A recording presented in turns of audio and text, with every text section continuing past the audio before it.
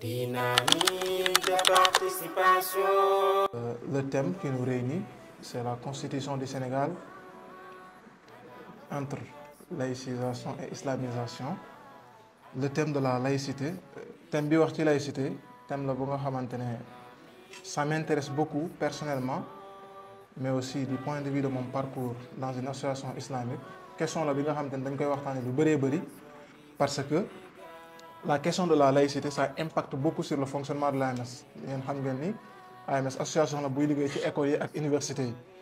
Et très souvent dans les écoles ça fait partie de nos obstacles, donc cette laïcité là qu'on nous oppose très souvent pour nous empêcher de dérouler correctement nos activités. moo tax yàggoon nañ ci gëstu di ci def ay réflexions autour de la question de la laïcité. yaakaar naa bu ñu doon wax laïcité principe la bu nga xamante ne c'est établi dans la constitution du Sénégal à travers son article 1er. Depuis 1960 ans, la laïcité subsiste toujours dans la constitution du Sénégal malgré les nombreuses mutations que la constitution sénégalaise a subies. Donc mun nga wax ni comme Mortale li mu wax sànq, toujours c'est le mimétisme en réalité. Tout de notre droit en fait trouve sa source en France en réalité. lu ci ëpp si sunu droit bi, le fonctionnement de nos institutions, ça vient très souvent de la France. La laïcité, c'est une question très ancienne en France, donc qui a quand même fait donc l'objet de tensions vives au niveau de la France. ñaari étape yu fondamentale moom moo ko gën a déterminer li tax ba France dem ba adopté li nga xamante ne mooy laïcité moo à un moment ils ont senti une certaine domination de l'Église au niveau de la société, mais particulièrement au niveau de l'école. En fait, le système de l'éducation était maîtrisé par l'Église catholique. À un moment, surtout lors de la Deuxième République française, ils ont voulu renverser la tendance. Avec la loi Ferry, 1981-82, ils ont adopté une loi qui vise maintenant à extirper l'éducation donc de l'emprise de l'Église catholique. À partir de ce moment, ils ont rendu l'école gratuite.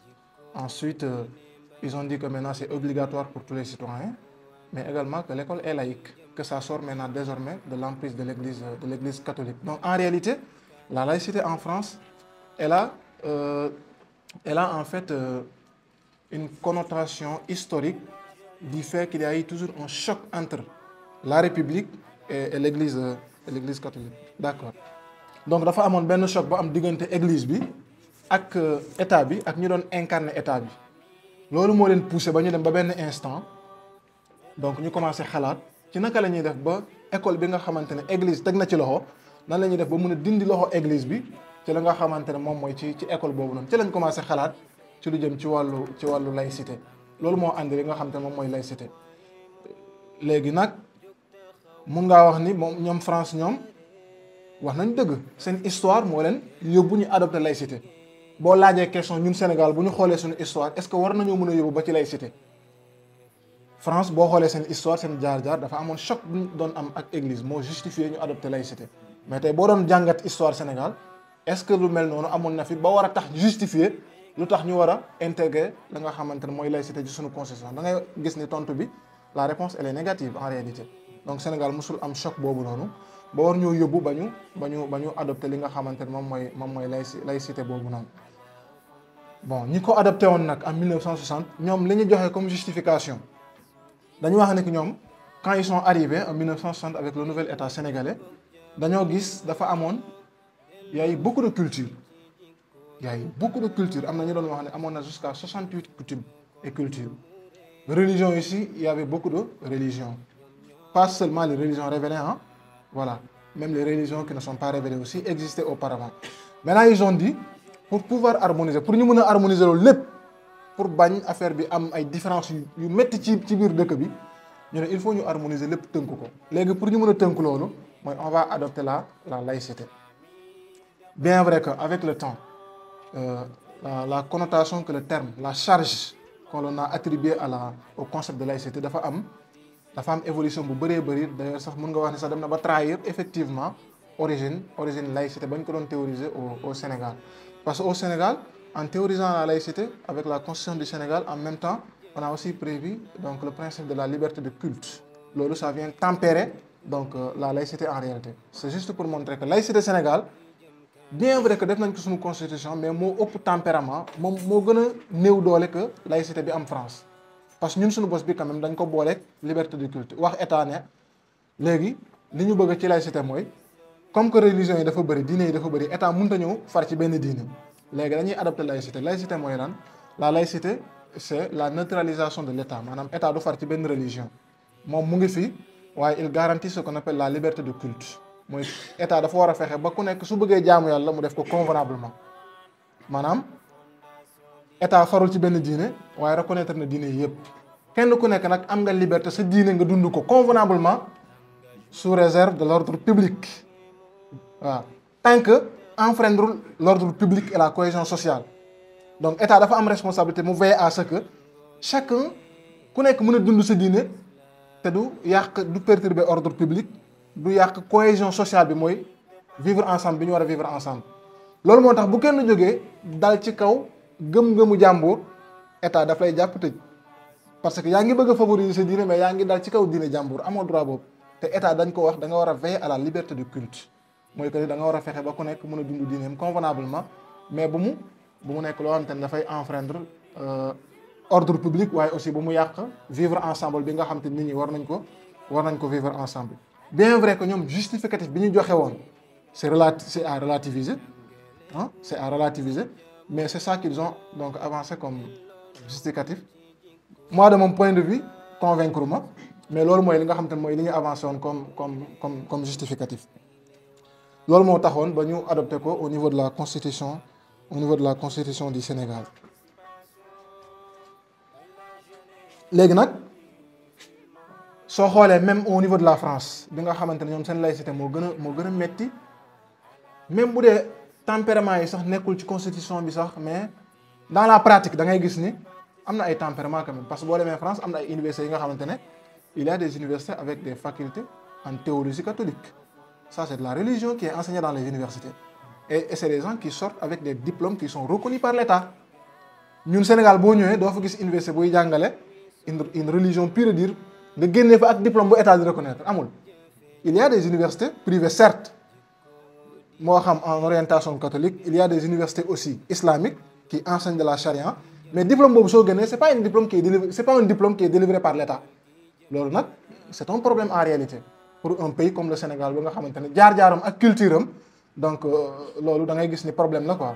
France sax fa nga xamante ne laïcité fa la jógee ñoom seen i université prévoir nañ loolu ku bëgg a jàng théologie catholique nga jàng ko soo paree diplôme bi ngay am état moo la koy jox yow ak ki jàng droit ak ki jàng mathématique yéen a yem diplôme seen diplôme état daf koy reconnaître loolu nag amul Sénégal. Sénégal fii boo choisir jël branche arabe jàng arabe boo paree sa diplôme maanaam yow état du ko reconnaître budul dernière année yi nga xamante ne état mu ngi def ay efforts pour mën a corriger ces impairs là mais depuis 1960 loolu dafa nekkoon obstacle bu bëree bëri damay faral di joxe exemple très souvent bon je donne l'exemple d'une personne que je connais très bien que je fréquente très souvent Cheikh Makhtar Kébé qui est le président du Rassemblement islamique du Sénégal. Il est parti en Soudan, il a étudié les sciences politiques, il est spécialiste en sciences politiques. Mais du simple fait qu'il a étudié en arabe, il est hors le circuit. Et pour que son système politique taxawé, on préfère aller à l'ICAD, prendre celui qui l'a étudié en français, Mouarti, que qui il l'a étudié en arabe. So la même chose, Imam Dame Diaye, qui intervient souvent à la 2S, il est spécialiste en économie. Mais c'est parce que tu arabe la ko jàng rek, système bi daf koy éjecter en réalité. Tout ça, ce sont les conséquences néfastes bi nga xamante ne laïcité bi ñu adopté moom moo ñu ko yóbbee te loolu c'est des situations yi nga xamante ne war nañ ko mën a corriger.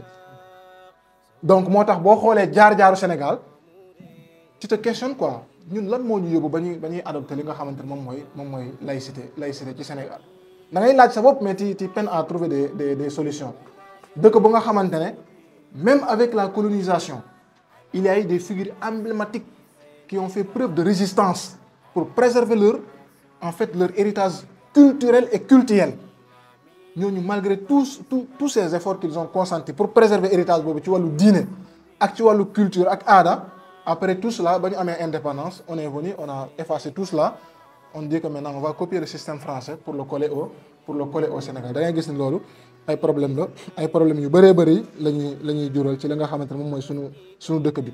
moo tax mos naa suivre le professeur Mary Teuw Niane mu publier benn post ci page am Facebook.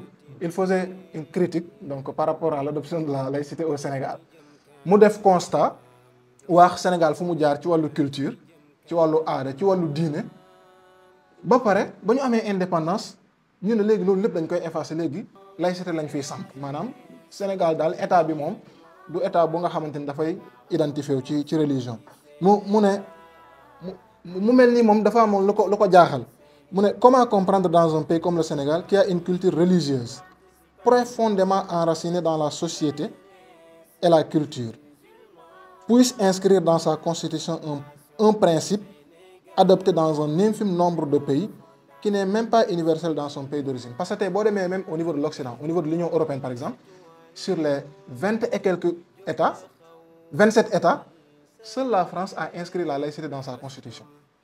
Sur les 27 États yi nekk Union européenne. yeneen États yi binduñu laïcité bi seen constitution, ils ont juste dégagé le principe de la séparation des églises et de l'État.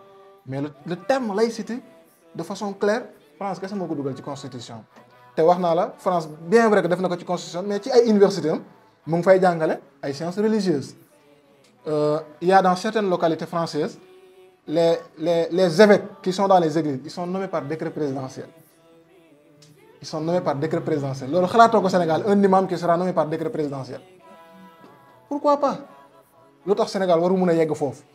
Nos imams, qu'ils soient nommés par un décret du président de la République, ça permet quand même à l'État d'avoir beaucoup plus de regard sur le fonctionnement des maanaam fii ku nelaw yeewu rek tuddee sa bopp imam te loolu day indi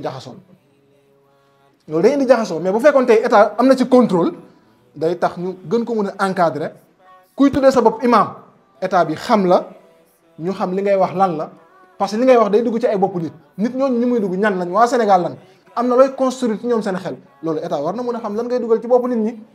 bu fekkee da ngaa déclarer sa bopp imam yow état daf la war a identifier xam li ngay dugal ci bopp nit ñi est-ce que lu baax la wala lu baaxul la mais loolu amul.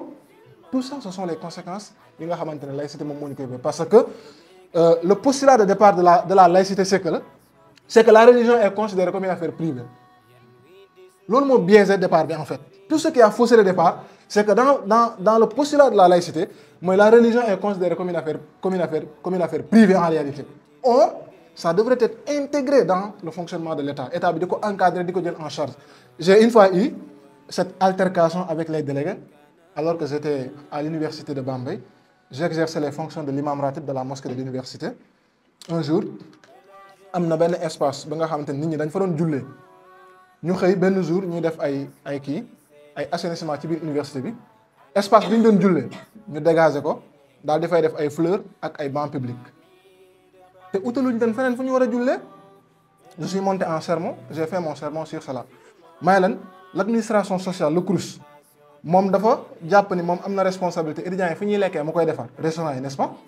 dafa jàpp ni étudiants yi fu ñu war a fanaan daf ko war a defar mooy pavillon yi n'est-ce pas. dafa jàpp ni étudiants yi war na leen utal fu ñuy tàggatee seen yaram waaye moom jàppul ni étudiants yi fu ñu war a jaamoo yàlla war na ko defar.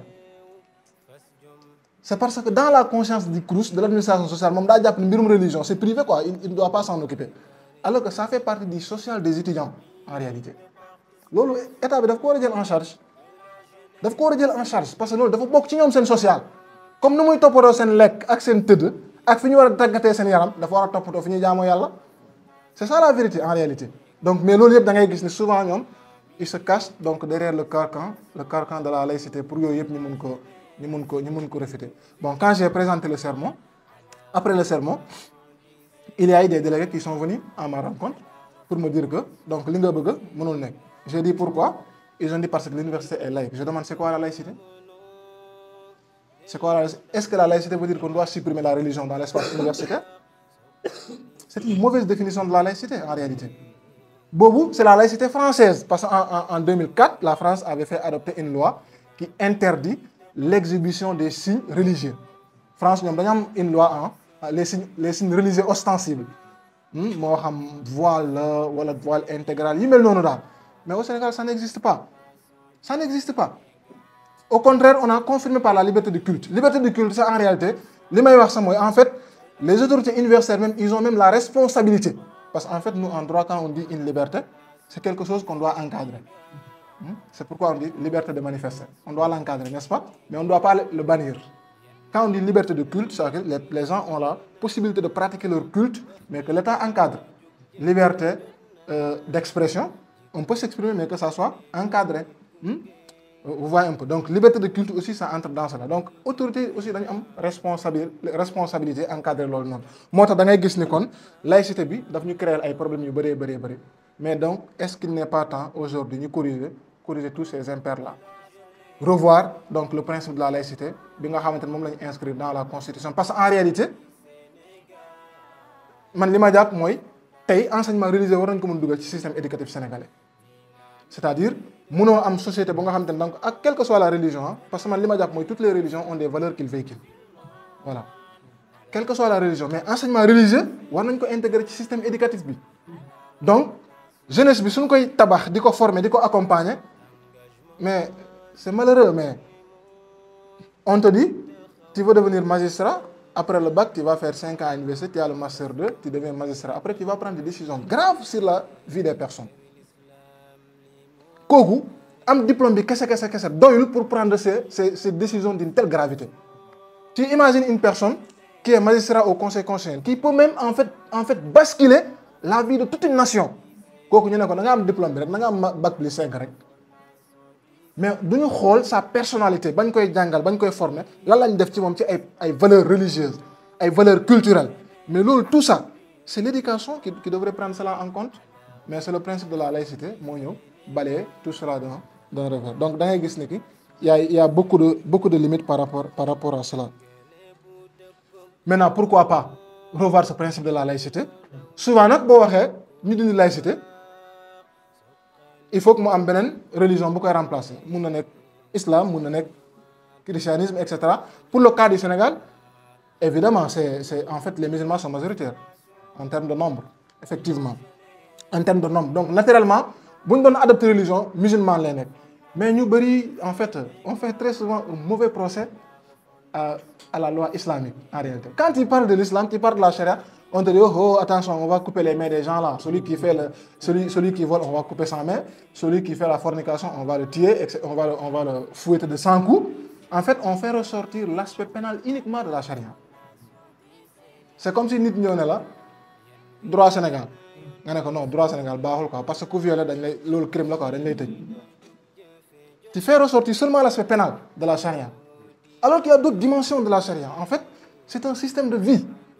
Boo xamante ni il prend en charge toutes les exceptions qui intéressent la vie de la personne.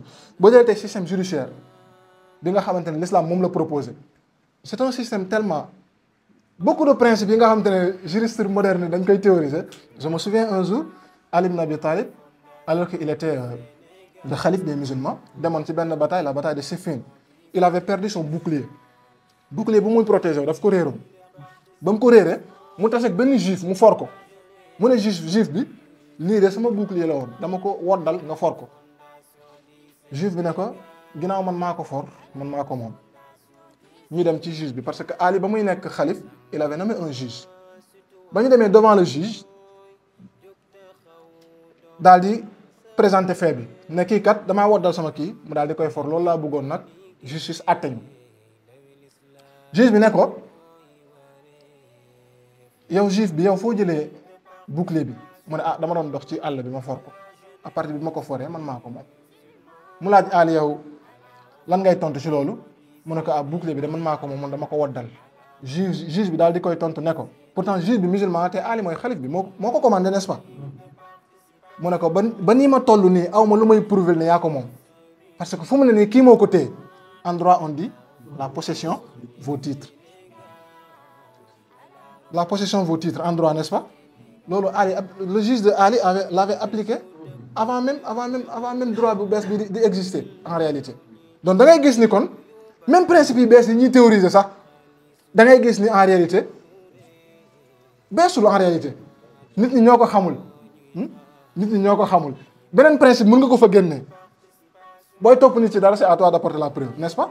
Le demandeur doit toujours apporter la preuve de ses allégations. Tout ça, ce sont des principes yi nga xamante ne système judiciaire islamique daf ko mettre en œuvre. Mais tey boo ñëwee nga wax système islamique les gens te parlent de couper la main sans coup de fouet, c'est-à-dire en fait l'aspect pénal qu'on fait ressortir quoi. Yonent bi alayhi salaatu wasalaam mos na toog ak saxaaba yi ne leen al qudaamu thalath, mu ne attekat yi ñett am, mu ne ñaar ñi dañuy dugg safara, kenn rek moo ci mucc mooy dugg aljana. mu ne ñaar ñi dugg safara am na koo xamante ne buñ ko andilee benn affaire moom il ne fait même pas d'enquête, day xool li ko neex lu dëppook ba neex ba kanam moo attalal. mu ne kooku su deewee safara lay dem. mu ne ñaareel bi mooy ki nga xamante ne andil nañ ko mbir mi mu def enquête ba gis fi dëgg bi féete ah mu teg ci tànkam atte leneen, mu ne kooku su deewee safara lay dem. mu ne kii mucc mooy ki nga xamante ne bu ñu ko andilee mbir dina gëstu ba xam fi dëgg bi féete wax dëgg. Ça, ce sont des principes dégagés qui encadrent le système judiciaire islamique.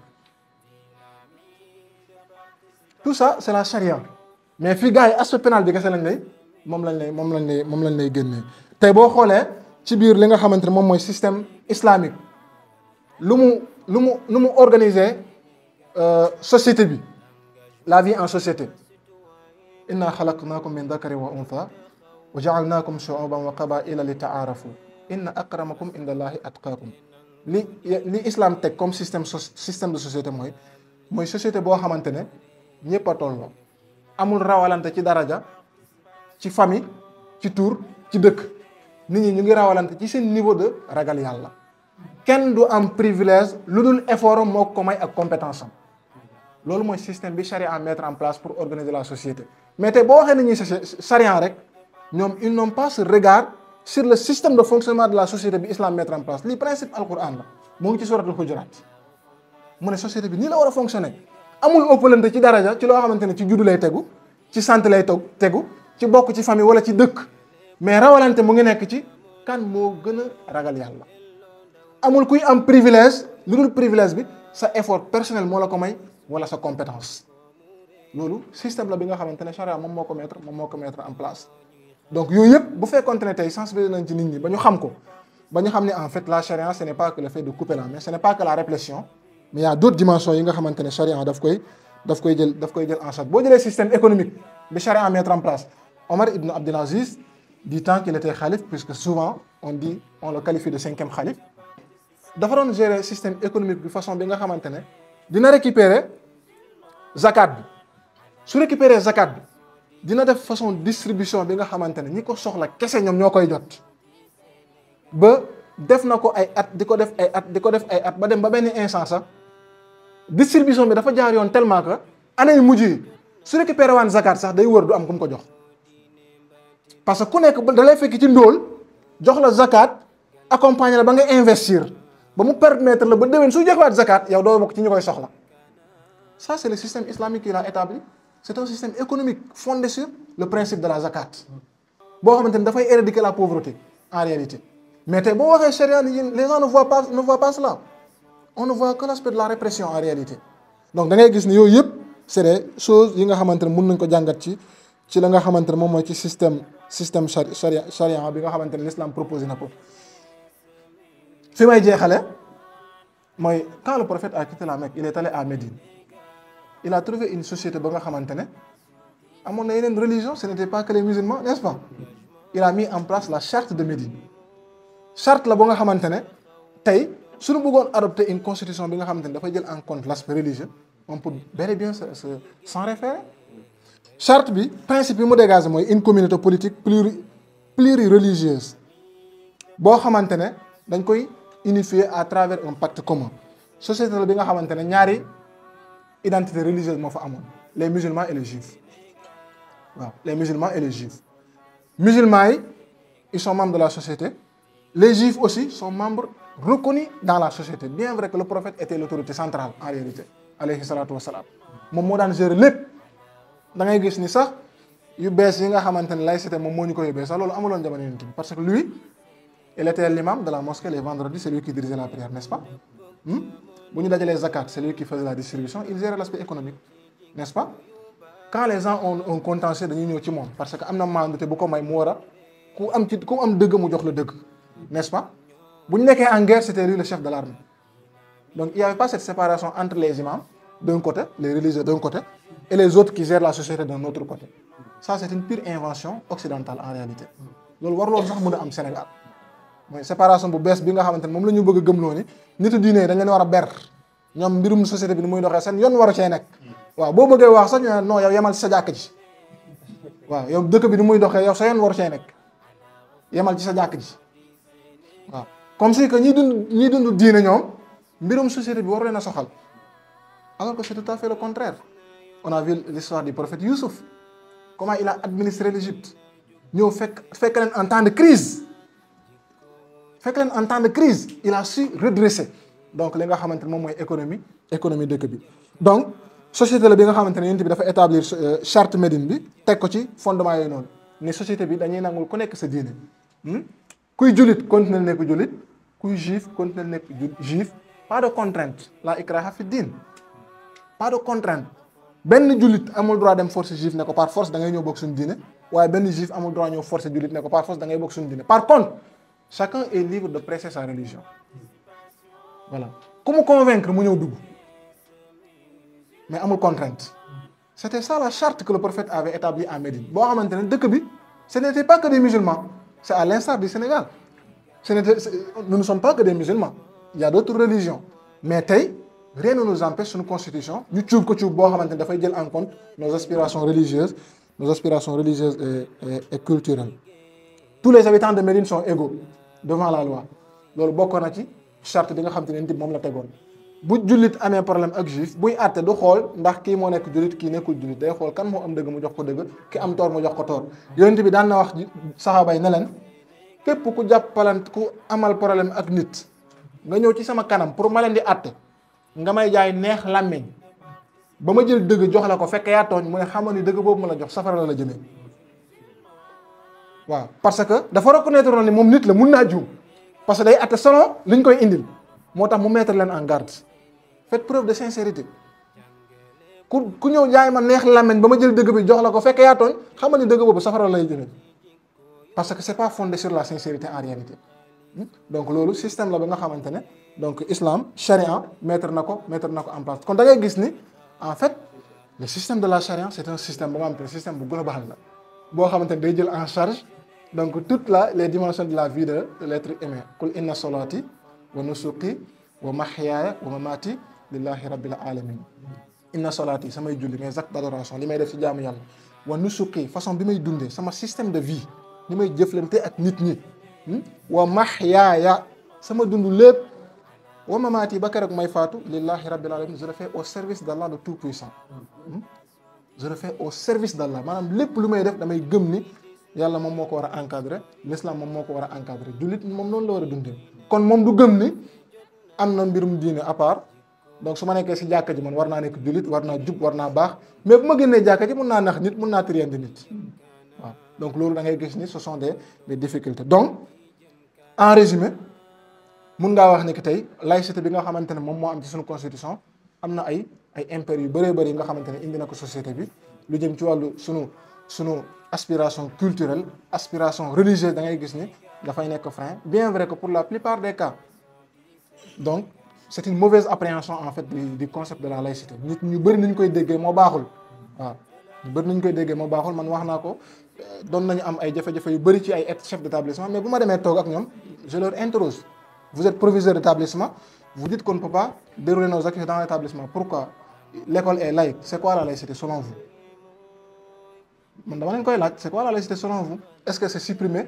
la religion dans l'espace scolaire et universitaire ce n'est pas ça en réalité la laïcité donc loolu lépp c'est une mauvaise appréhension donc ba nga xamante nit ñi dañ koy am ci la nga xamante ne moom mooy laïcité donc à l'état actuel Sénégal am na laïcité mooy boo xamante ne c'est tempéré par la liberté de culte mais ba léegi doyul selon ñun suñuy aspiration religieuse ak culturelle doyul parce que mënoo ñëw ci réew mu toll ni Sénégal ak lu mu am ci expérience religieuse ci wàllu yar ci tàggat ci diine nga bëgg ne loolu lépp mënuñu koo insérer ci suñu système éducatif au nom d'une quelconque laïcité loolu da ngay gis ni kon ay njuumte yu bëree bëri la yi nga xamante ne war nañ ko mën a corriger de façon ramassée lii lañ amoon luñ doon partager ak mbokk yi salaamaaleykum wa rahmatullah delloo ndaw ñi ci jikko yu baax